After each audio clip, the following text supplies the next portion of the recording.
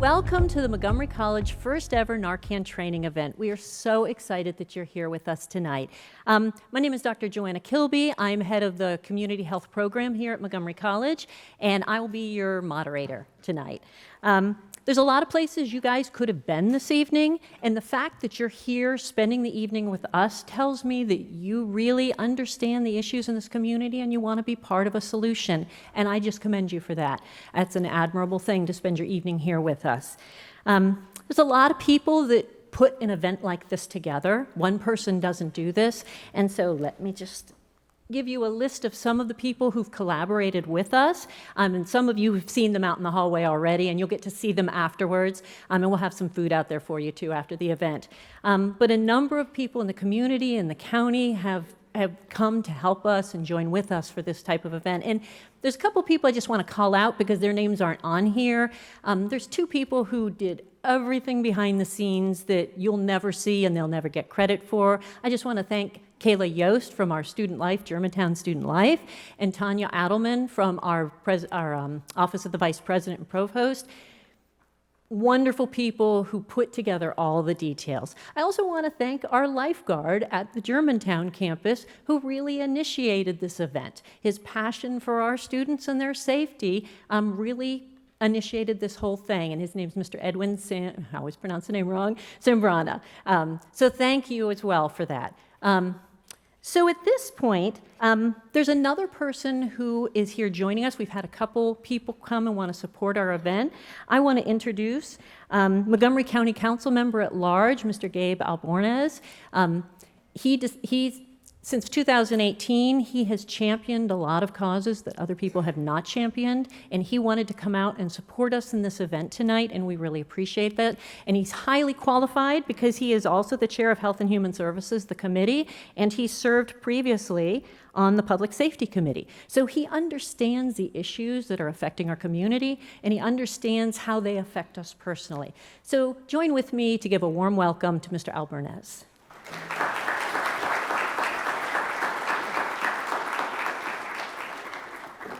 Thank you, Dr. Kilby, and hello, good people. It is an honor to be with you this evening on an issue that clearly is one that is impacting our entire community. About 2 weeks ago, the County Council held its annual public hearings to talk about the FY24 budget. And by far, the most compelling testimony that we received was from the mother of a 16-year-old girl who overdosed from Kennedy High School just a couple of months ago. The mother was despondent. She, of course, was understandably immensely emotional, but through the tears, you could see a strength in her that was truly extraordinary. She was there to tell the story of her daughter, to break the stigma, and to beg us on the council and all of us as a community to do something. Well, tonight is about more than doing something. Tonight is about educating all of us to make sure that each of us is in a position to be able to support a loved one, a neighbor, a colleague, a friend who may be in a distress that we weren't even aware of. This issue is impacting every zip code in Montgomery County, every generation. And it is incumbent upon all of us to educate ourselves so that we can spread the gospel and the news of how to address this issue. I am very proud of Montgomery College for hosting the event this evening. It is just another example of their commitment to ensuring that we truly come together as a community to tackle some of the most pressing and challenging issues facing all of us. I also want to thank all of our partners and all of the organizations that worked collaboratively to bring this event here this evening. This is an all-hands-on-deck situation. This is an unprecedented time in the history of our country, and all of us have gone through some level of trauma over these last few years. All of us.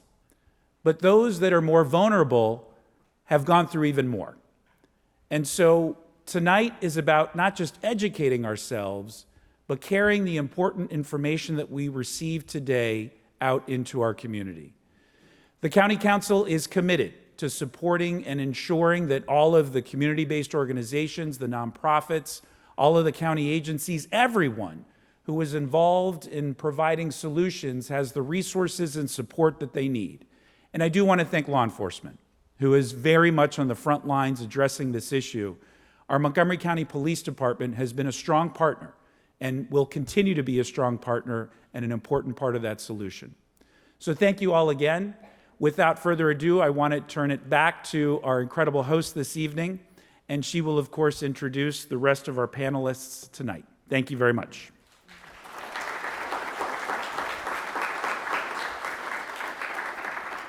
All right, that was incredibly inspiring. How many of you were inspired like I was here?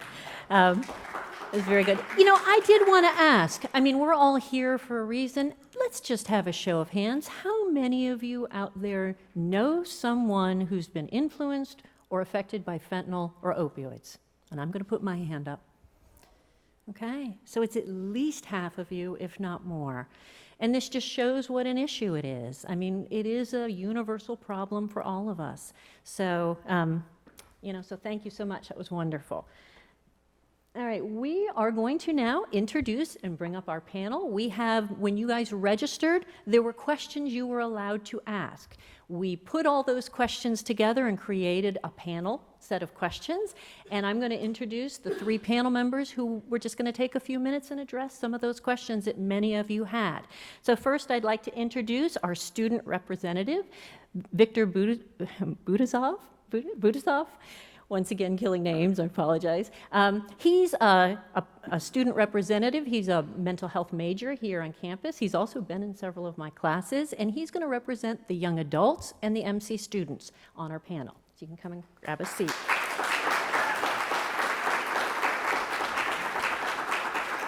Next, I want to, our Montgomery County Department of Police is represented by Sergeant John King, and he was gracious enough to come and answer all those questions you guys had about the county and how does this influence. So.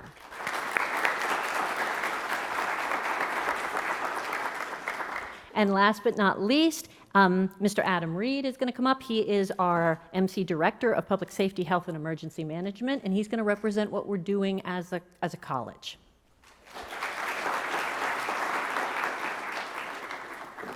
And I really appreciate you gentlemen being here, taking your time this evening to answer some of the questions that we had submitted. So we're going to start with you, Victor. You're a young man, young adult. How in the world does this opioid and fentanyl crisis affect you? Why do you care? First, I want to say thank you for being able to be here. I think this is really, really important. It's something that hits home for me. I used to be an athlete. I got hurt. It was something that, through doctors, I was suggested to take opioids to treat my pain. I think I started to fall into the issues that people fall when it comes to opioids and its addiction. I was very close to that. And it hit home in other ways that I lost two friends that were really close to fentanyl and to opioid overdose. One was very recently in the month of February. So the fact that we have this platform today, this is the first time we're doing an event like this, I think it's very important. Even seeing the amount of hands that were raised when the professor asked the question earlier, I think it's very, very, it's enlightening. It's one of those things that I think you almost have to turn back and see all of the people that are raising their hands for us to really get a sense of how important this issue is. So for me, it's very important. So I'm very, very grateful to be here. Yeah, thank you, Victor, and thank you for sharing that. I want to ask you, as a young adult, you struggled a little, you had two friends overdose. Do you think this is just you and your friends, or do you think this is a larger issue? What do you think as a young adult?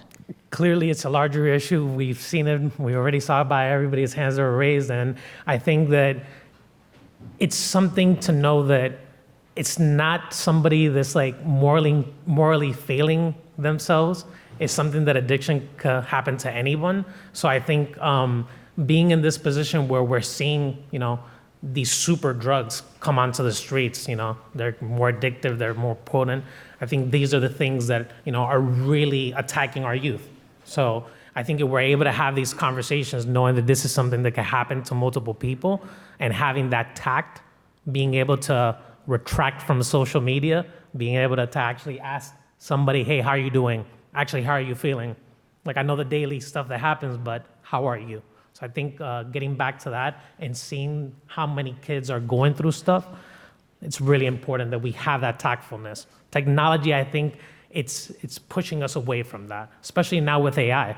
We're going to see a lot of people that are going to stop talking to humans and talking more to robots. So it's crazy. And last thing I want to ask you, Victor. You came and you chose to. Victor was in my class. I knew that he had had a friend overdose this semester. That's why I asked him to be here. And was he willing to share his story?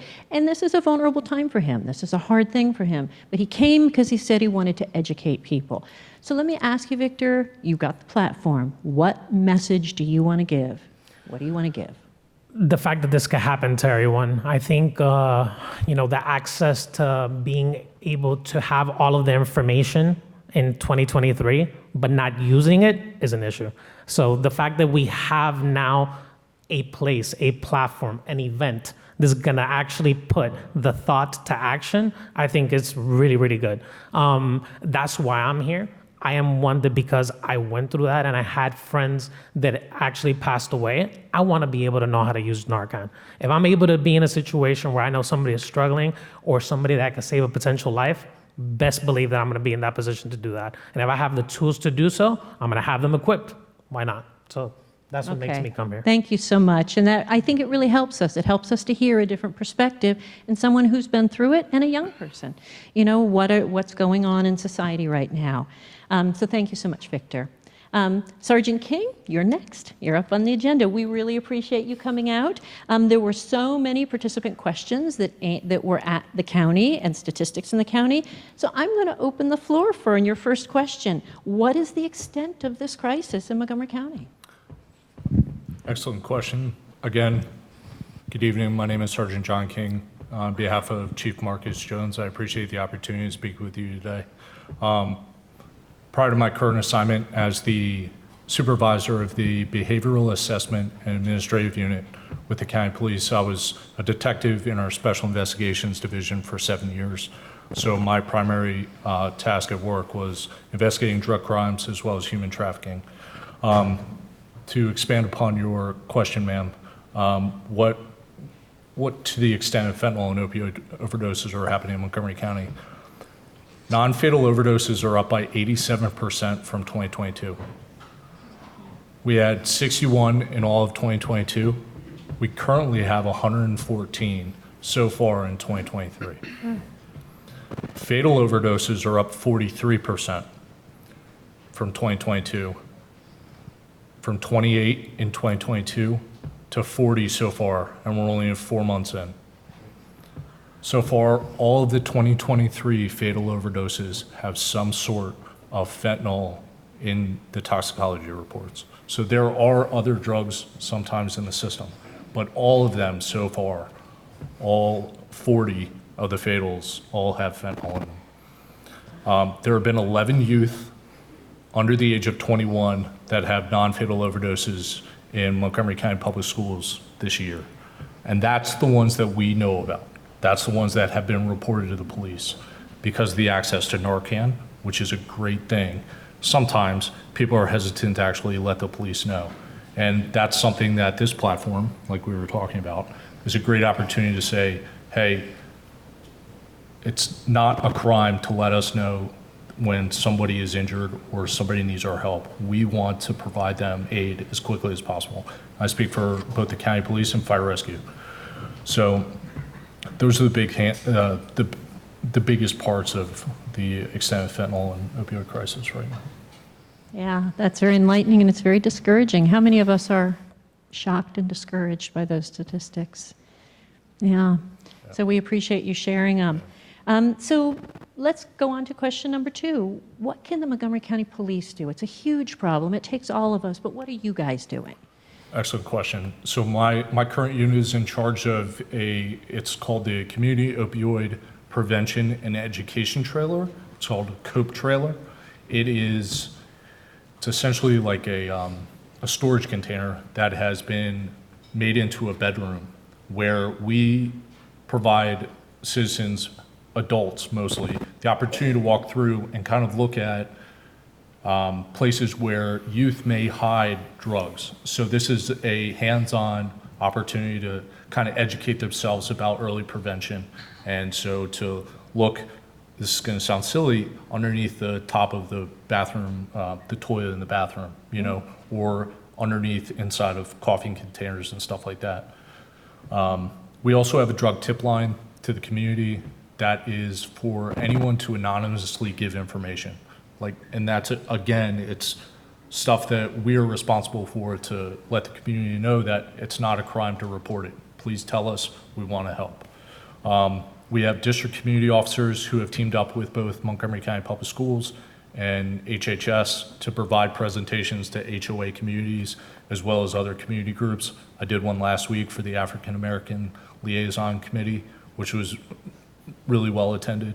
Our Special Investigations Division that I was formerly a part of is tasked with targeting drug dealers. We're not looking at users, we're not looking at victims of opioid overdoses. We are trying to target the people that are harming our community.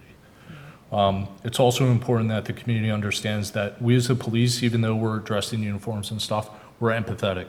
I ruptured my Achilles playing soccer. I was diagnosed oxycodone, and I was like, I don't know.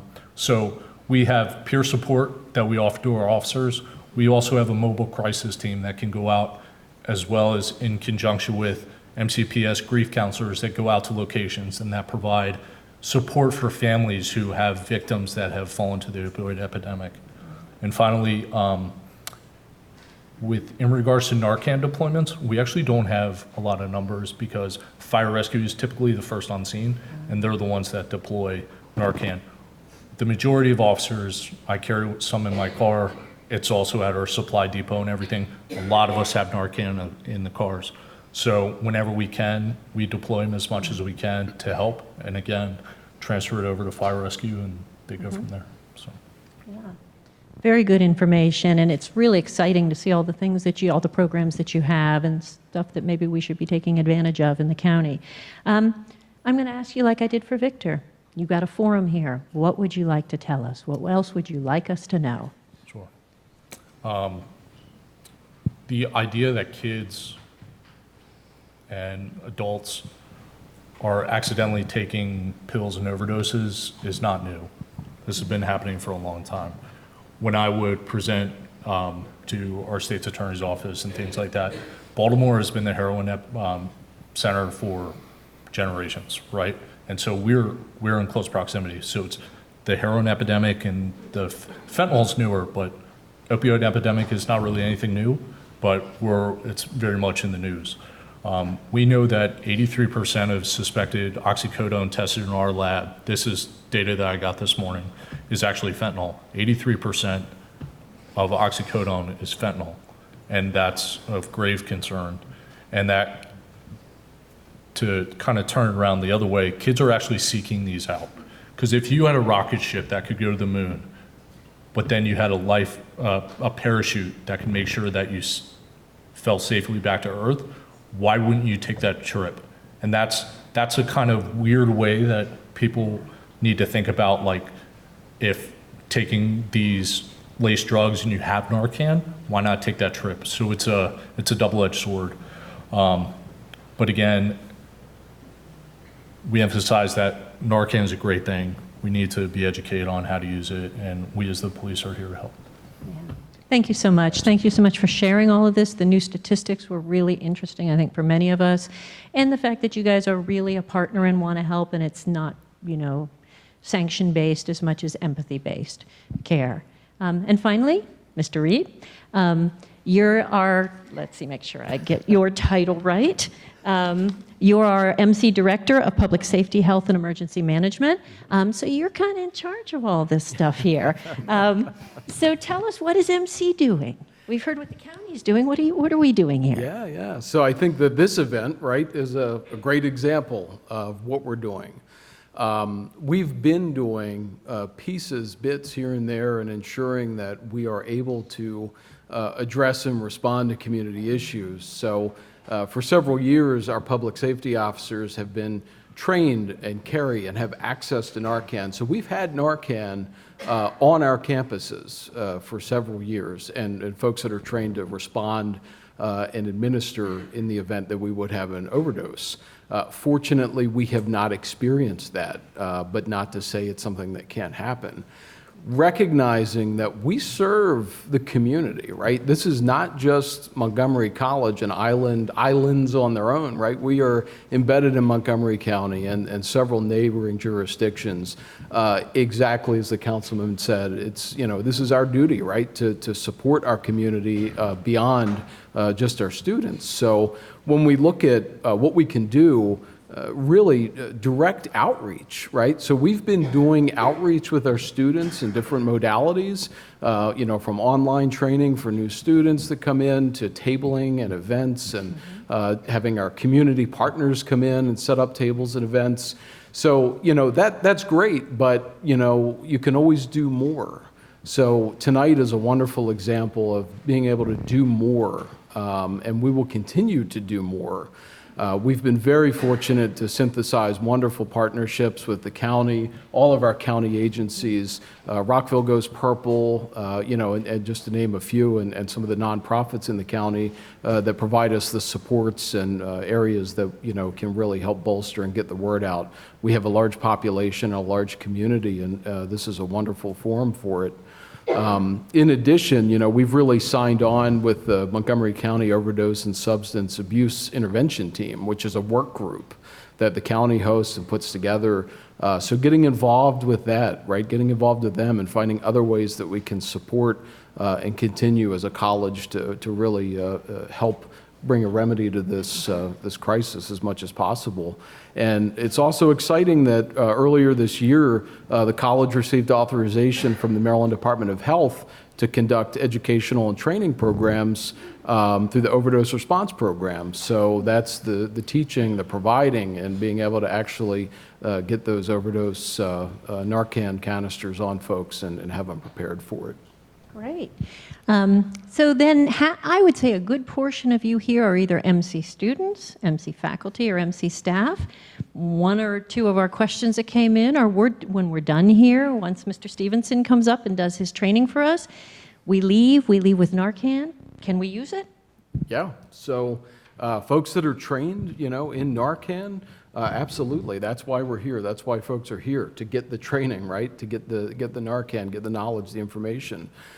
You know, specifically, and just as, you know, the sergeant has said, you know, EMS, right, is the next step. Anybody that's received Narcan should always be evaluated and treated by EMS, right? They are at a higher level of care that they can provide, so they need to be notified.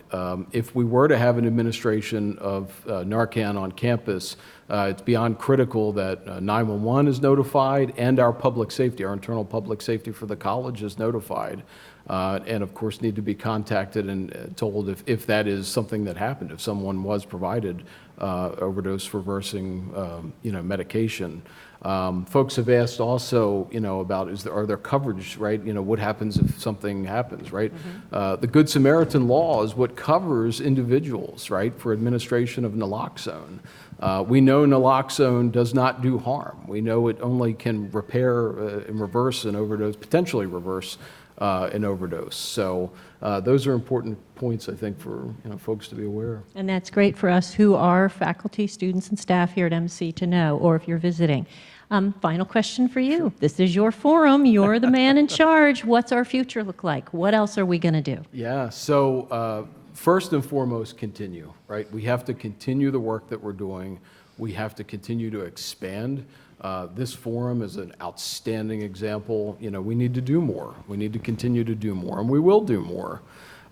You know, when we look at our scope of how things are written in requirements for pieces of folks that need to be required to be trained and certified, such as our public safety officers, you know, do we need to expand that out further? Do we need to build that into other facets and aspects, other parties of the college? Who are those stakeholders? Who are those key folks that really this should be something that's not optional, but something that becomes a part of what their expectations are? I equate Narcan very much to what we see with the AED programs. If you remember when AEDs were rolled out several years ago, they were kind of here or there, sporadic. You might find one, in different locations, and then the rest areas and the highways started to put them in, the airports started to put them in. And now virtually there's nowhere that you go that you can't find an AED in a reasonable proximity. So when we look at public access to, trauma kits and AEDs and fire extinguishers and these life-saving measures that so many people are trained on, it doesn't take an advanced degree or an advanced level of training to use these tools that save lives. Narcan saves lives the same as an AED saves a life. So I really want to see and work on that expansion to making this more prevalent and more in public access areas, especially here at MC. And that's very encouraging for us here at MC and our community. You guys shared wonderful information for us. I learned a lot. I think this was really valuable. It answered many of the questions that a lot of people had submitted, and we really appreciate your guys' time. So let's give them a warm welcome. Thank you.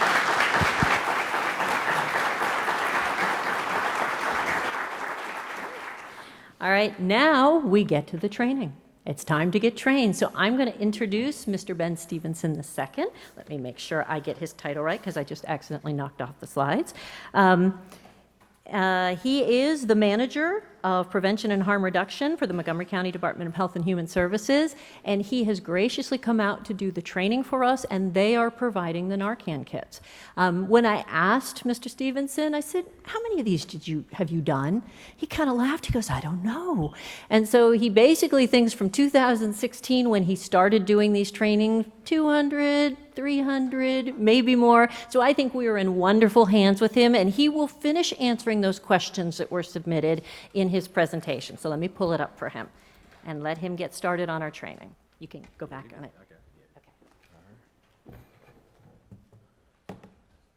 All right, good evening. Again, my name is Ben Stevenson II. I'm the Substance Use Prevention and Harm Reduction Manager for Montgomery County. So I oversee all of our prevention, education, and awareness efforts. So I try to educate a lot of young people around the dangers of substance use. I oversee a youth ambassadors program in the county, so empowering young people to use their voice to educate their peers around the dangers of substances, around the importance of being aware of mental health and mental wellness, as well as just for advocating for services and programs and things like that for themselves. Also do a lot of marketing around National Drug Take Back Day in conjunction with law enforcement.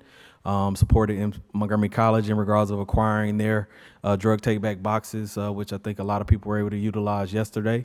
In addition to that, I oversee all of our harm reduction services, which includes this Narcan training program. So we're actually, I think we've trained every day this week and provided kits. In addition to that, we have a syringe services program in the county, which supports people who are dealing with substance use disorder. We provide harm reduction supplies to basically provide a compassionate, non-judgmental environment just to build rapport and connect them with additional services and supports until they're ready to pursue their treatment and recovery. And then in addition to that, we also distribute fentanyl test strips in the community. So that if a person is dealing with substance use disorder, they can test their substance to see if it's laced with fentanyl. And hopefully that will encourage them to maybe use less or go slow. Sometimes people look at harm reduction as a way of enabling, but it's more so a way of trying to keep people safe and protected from losing their life, and hopefully getting them to a place and giving them that opportunity to pursue their recovery. So in this training, we're going to cover we're going to look at some overdose data for Montgomery County specifically. We're going to talk about what is an opioid. We'll look at what recognizing the opioid overdose, so looking at the signs and symptoms. We'll talk about responding to the overdose, so we'll look at the use of naloxone. We'll discuss the importance of rescue breathing, contacting EMS, which my colleagues kind of mentioned earlier, caring for the person, tips for prevention, and then other resources in the county that can support as well. I had some notes, but I think I'm just going to do it off the top of my head. So, all right. So in Montgomery County, looking at some stats, in 2020, we lost 139 lives to overdose deaths. Naloxone was administered 521 times. Lives saved by administered naloxone was 492. And of those 139 overdoses, 108 of those were opioid overdose fatalities, which was an increase of 25% from 2019. In 2021, we lost 158 lives to overdose. Narcan was administered 624 times, and lives saved by naloxone administration was 605. So those two naloxone administration numbers could be duplicative, meaning a person could be administered naloxone on multiple occasions, just multiple times of experiencing overdoses and things like that. Oh, one data piece I wanted to make sure I shared is that fortunately, we get a lot of data from the Maryland Opioid Overdose Operational Command Center. I know that's a lot to digest. Montgomery County fortunately saw a 29% decrease in fatal overdoses in 2022 in comparison to 2021. Yes, in 2023, those 40 overdoses are all fentanyl related, and we're definitely trying to address that issue as well. But we've also seen declines as far as heroin-related overdoses. So working with clients, they talk about there's no heroin anymore on the streets. You can't really find it. So we're doing a lot of work to try to address this issue, and we've been doing a lot of work, and we're going to continue to do that work in the county. We added this slide in the presentation just to give a glimpse of how we actually got to where we are today. A lot of times you can't really address what's going on unless you know where you came from, right? So this gives information. So the DEA did a research study on the amount of pharmaceutical medications that were ordered by pharmacies, and we pulled out the data specific to Montgomery County. So in 2006, you can see pharmaceutical numbers at around 11 million, but it jumped up in 2010 to 16 million and then stayed above 16 million over the course of the next couple years through 2012. So anytime I speak with anyone who was dealing with opioid overdose, a lot of times they tell me I started off with a prescription that was prescribed by my doctor. So about 70 to 80% of all the people who are dealing with opioid use disorder these days started off with a pharmaceutical that they might have gotten from a doctor.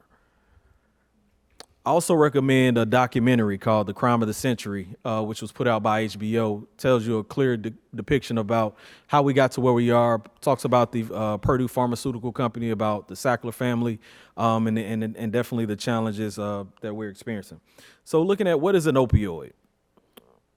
So an opioid is any drug or containing opium or its derivative is natural or synthetic, can come in a prescription drug, medication, or a legal drug, can be a pill, capsule, powder, or liquid, can be swallowed, drunk, smoked, snorted, or injected. An opiate is a natural form of opium. So examples of that could be morphine or codeine that a person might get from a doctor. And an opioid is a synthetic version, meaning it's man-made in a lab. That was an example of that is fentanyl, which is what we're seeing a lot of today. These medications are, these drugs are used to manage pain, suppress a person's cough, treat opioid use disorder, causes feelings of euphoria, contentment, and detachment.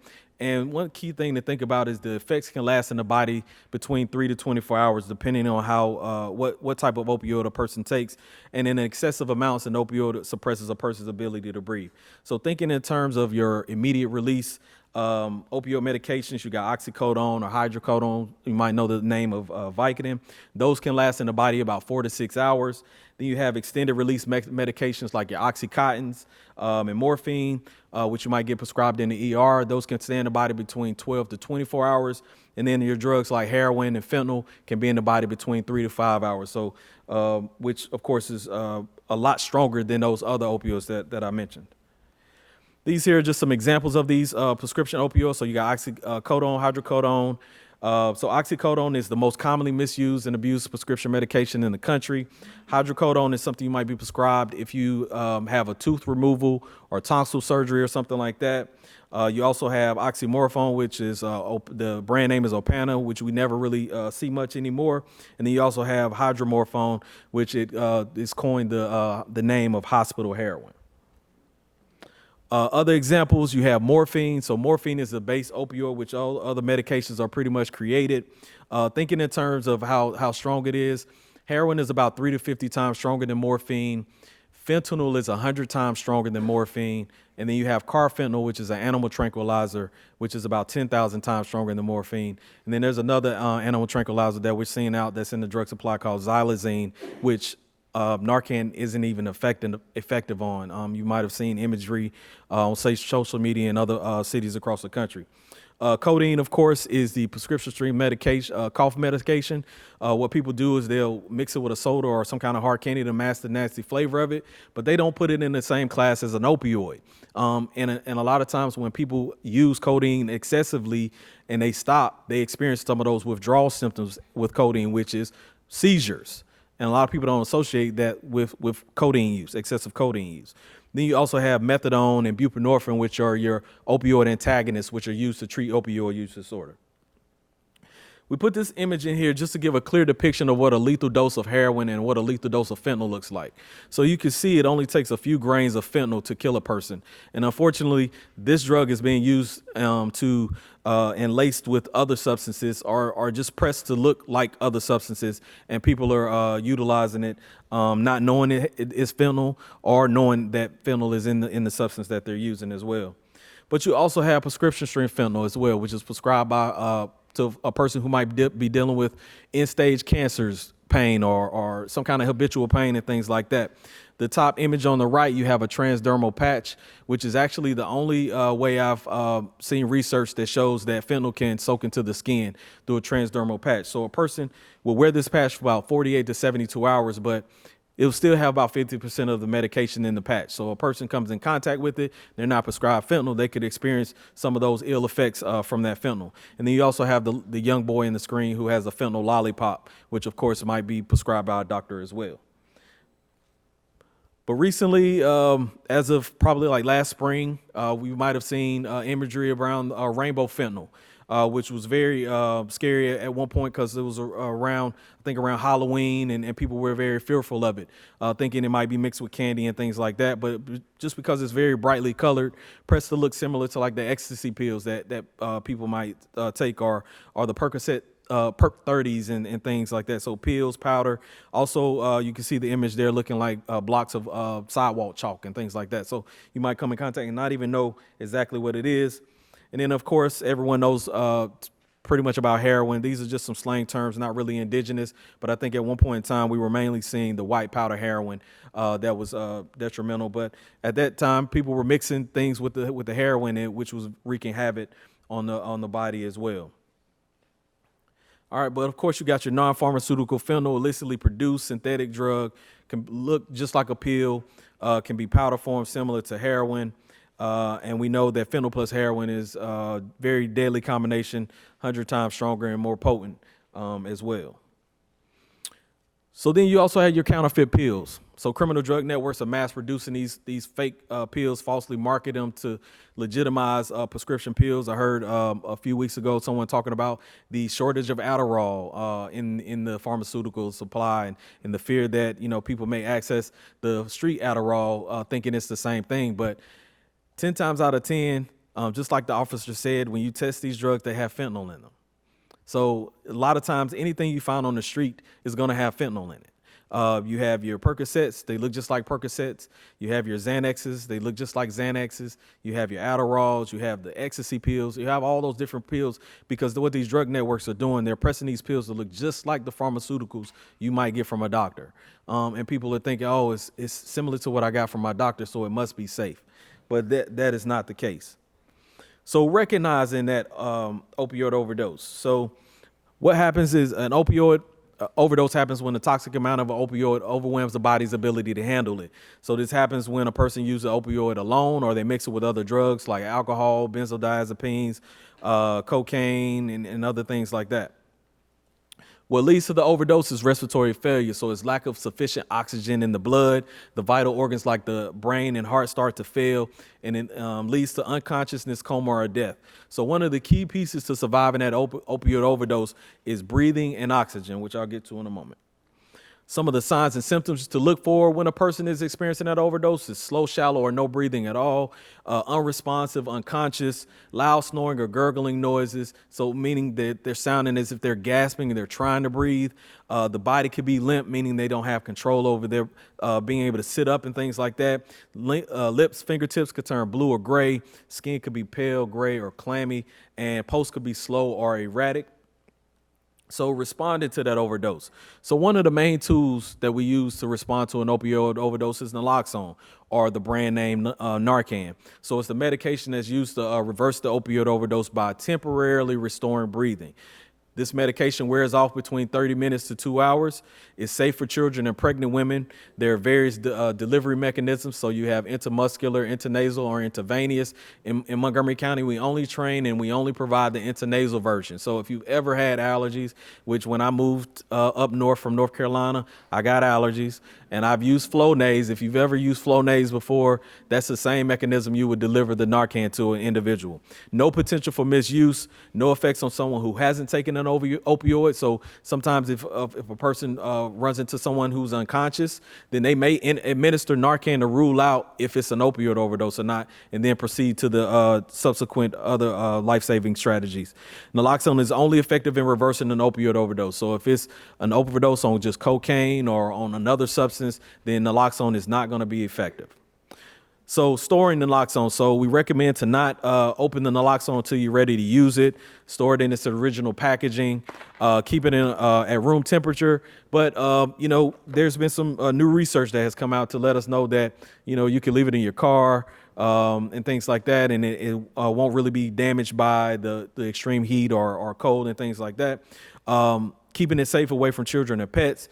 Naloxone does have an expiration date, so we typically try to provide naloxone that has a 2-year window after we train you. Sometimes that's not possible, so we always tell you to be mindful of that expiration date. But the Department of Defense actually did a research study on naloxone to show that it was effective about 5 years beyond its expiration date. So people will actually call us and say, "Hey, my kit expired. Can I get a new kit?" Yes, you definitely can. We'll get you a new kit. But we also recommend to keep the other kit just in case you need additional doses for any situation. So what happens with the overdose? So in our brain, we have opioid receptors. When a person takes an opioid, the opioid binds itself to the receptors, impacting the person's ability to breathe. When you administer naloxone to reverse the overdose, naloxone has a stronger affinity to the receptor, so it basically comes in, kicks the opioid off the receptors, and potentially restoring breathing temporarily. So how do you respond to that opioid overdose? So you have 5 steps. So you rouse and stimulate, you call 911, you give naloxone, you provide rescue breathing, and then you care for the person. So rousing and stimulate, you shake them, "Are you all right?" You call their name, "Can you wake up?" If they don't wake up, then you make a fist and point out your knuckle and do a sternum rub. And if you rub firmly enough, that pain could potentially wake them up from what they're experiencing. Next step, you call 911. Reason being is because getting medical help for someone experiencing that overdose is very important. Of course, the naloxone is only temporary. So remember, I said it only lasts between 30 minutes to 2 hours. An opioid can be in the body between 3 to 24 hours. There's been instances where a person has been administered naloxone, and after that window, they went right back into that overdose. So that's why it's important to get EMS there. They might have other health complications. They may need more naloxone. There's been instances where a person needed up to 7 doses of naloxone to be administered to be revived. That's how potent and how strong these opioids are. And that's why it's important to educate ourselves and be aware and be equipped with Narcan. And then it may be a non-opioid overdose. So next step, step 3, you give naloxone. So basically in the kits that we provide, we always put medical grade gloves in there just to basically try to protect you from any bodily fluids and things like that. So you peel the tab to open the Narcan nasal spray. So it's going to look similar to this. It's going to come in a little medication bag just like this in a Ziploc bag. It looks just like a Ziploc bag with some writing on it, but it's pretty cool. All right, so it comes in a Ziploc bag. So you hold a Narcan nasal spray with your thumb on the bottom of the plunger and your first and middle finger on either side of the nozzle, like I have here and like on the screen. And then you tilt the head back and support the person under the neck, gently inserting the tip of the nozzle until your fingers on either side of the nozzle at the bottom of the nose. So once you insert the tip into the nose and you have their head back, Because you want to tilt the head back because you don't want the spray to kind of drain out. You want to, it's like a mist that is squirted, that you're squirting into the nose. And once you press that plunger firmly, then that is 1 dose of Narcan, all right, which is equivalent to 4 milligrams. So after you administer that 1 dose, you want to allow it about 1 to 3 minutes to take effect. But while you're waiting for that Narcan to take effect, you're providing rescue breaths. All right. So if the person is not already laying down on a flat surface, you want to grab your face shield. So in our kits, we always give one-way face shields, of course, to protect you from any bodily fluids. People are still fearful of COVID and things like that. I've heard, well, what if they have residue of fentanyl or anything around their nose? Of course, that's why we give you the face shield, to try to protect you from any of those instances and things like that. So you lift the chin and tilt the head to open the airway. Check to see if anything is in the mouth. If it's something blocking the airway, you want to remove it. And then you want to take your face shield. And with the face shields we provide, they have a little face on it. So you shouldn't mess this up. All right. They have a little face on it. So you make a complete seal over the person's mouth with your mouth, and then you blow 2 regular breaths. You then give 1 breath every 5 seconds. And if the chest does not rise, you want to retilt the head and give another rescue breath. So you want to do this for that 1 to 3 minute window while you're waiting for the naloxone to take effect. But you're trying to keep an internal clock in your mind. And so after that window is closed, if they haven't woken up, then you can administer that 2nd dose of naloxone. Then you want to continue the rescue breathing until EMS comes and relieves you, right? So step 5, caring for the person. So you want to stay with the person until medical help arrives. If the person cannot sit up, you want to put them in the recovery position, which I'm going to show you in a moment. You want to keep them calm, try to encourage them not to take any more opioids. A lot of times people wake up agitated, mad, because you done basically kick their high off. They are confused, you know, and a lot of different emotions that they may experience. And if the overdose happens again and you haven't administered that 2nd dose, then you can administer that 2nd dose of Narcan on that person. So if you have to leave, of course, even briefly, you want to put them in a recovery position.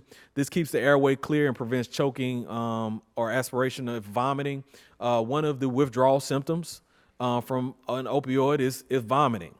So you want to make sure that it doesn't matter if you lay them on the right side or left side. You just want to make sure the top knee is bent, the top arm is with the hand under the head, and that helps to prevent them from rolling on their back in the instance you have to leave them.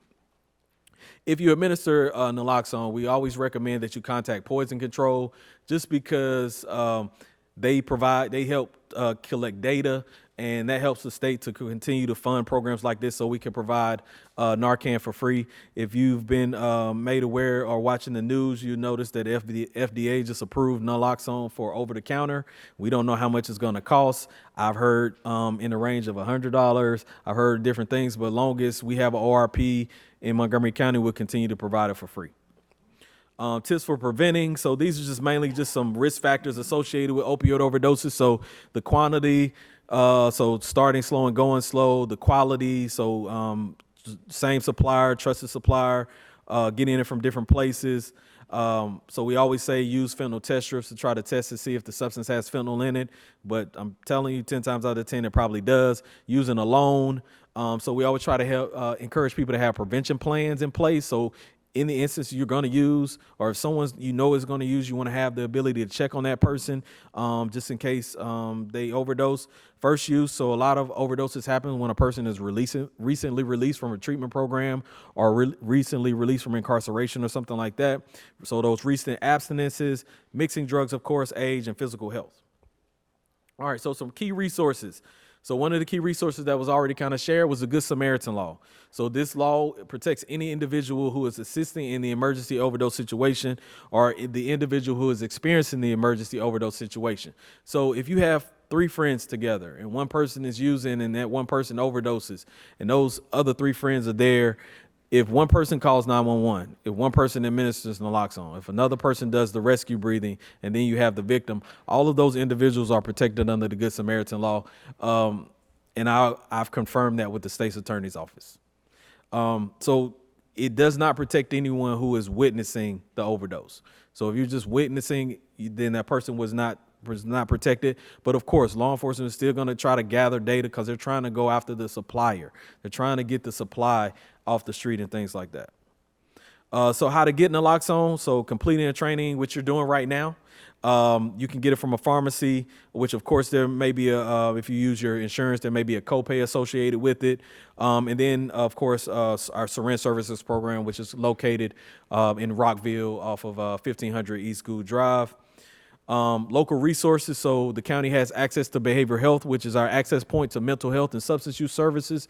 A person can get a free health screening, a mental health screening or substance use screening and get referred to appropriate care. You also have medication assisted treatment located in Rockville as well. So this is the number here. Harm reduction services, which is a part of my office. We provide Narcan information refills, training, education on harm reduction, and things like that.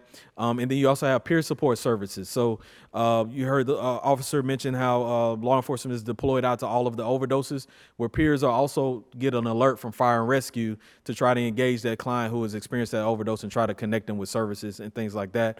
And then we've also worked with fire and rescue collaboratively. They will leave a kit behind with the victim who has experienced an overdose, as well as all of fire and rescue have kits at their fire stations as well. So we supply them with all of those as well. So this training was created by the Health General Article Title 13 in the state, and then Code of Maryland Regulations Title 10, and that is my training. So we do have kits for I believe we have enough kits for everyone, but in the event we run out, I have a QR code that you can scan with your phone, and we will mail a kit to your house. So we do mail, we deliver. Sometimes people call us DoorDash of harm reduction. But I'm fine with that, long as people are getting what they need. So are there any questions? I think I got 2 or 3 minutes. Any questions? Okay. Yeah, there's some microphones here if you're able to get to them. Yes. As a teacher, I know the only dumb question is the one that you don't ask. Yeah. So I always have like to ask say it. that. I've always wondered about this, and you would know the answer. Well, these people that put fentanyl in these drugs, I don't understand the logic of that, because I mean it's like you're killing your customers, aren't you, as a drug dealer? Why would somebody do that? That's my question, and I don't want to dwell on it, but Okay, maybe so that I just watched a documentary called Fentanyl Inc. The author's name is Ben Westhoff, and he talks about the fentanyl precursors that are made in chemical labs in China. And then they're distributed to the drug networks across the world. And then basically what they do is they create the fentanyl and try to put it into these drugs. I don't think my perspective is about how much more money they could actually make, based on the fact that they don't have to use as much fentanyl as if they were trying. So think of it like this: drug network trying to smuggle 5 kilos of heroin into the country, and then only having to smuggle 1 kilo of fentanyl into the country, and they can make more money off the fentanyl than the 5 kilos of heroin. So it really boils back down to the money. Are we expecting for fentanyl overdoses to decrease when cannabis is legalized in Maryland? You know what? There's been a lot, probably not. There's been a lot of conversation around that, but I don't think so at all. Just because they're different. The high is different. The addictive qualities are different. You know, of course you have, of course, you know, a lot of people will kind of, you know, probably try to chew my neck if I say this, but cannabis is addictive as well. You know, it's the psychological addiction, but also the physical. But then the potency of these opioid drugs is a lot more stronger, and it does not take a lot. The DEA put out a message like the 1 pill can kill, and that's actually true. You know, just because you just don't know. And a lot of times people say, well, Ben, can't I just test it first? You can test it. So, of course, a lot of the drug supplies is filled with these fake pharmaceutical pills. And a person could maybe shave off a piece of that pill and test it, and it may taste negative for fentanyl. But then when they take the rest of the pill, it could be concentrated in the rest of the pill of the fentanyl. So, I mean, the rest of the pill with fentanyl. So a lot of times you can't really trust your eyes, right? When it comes to these different drugs and things like that. We just got to be as safe as possible and just not engage in that. So yeah, but good question. But yeah, as far as decreasing fentanyl, I don't think so because of the legalization of cannabis. Great question though.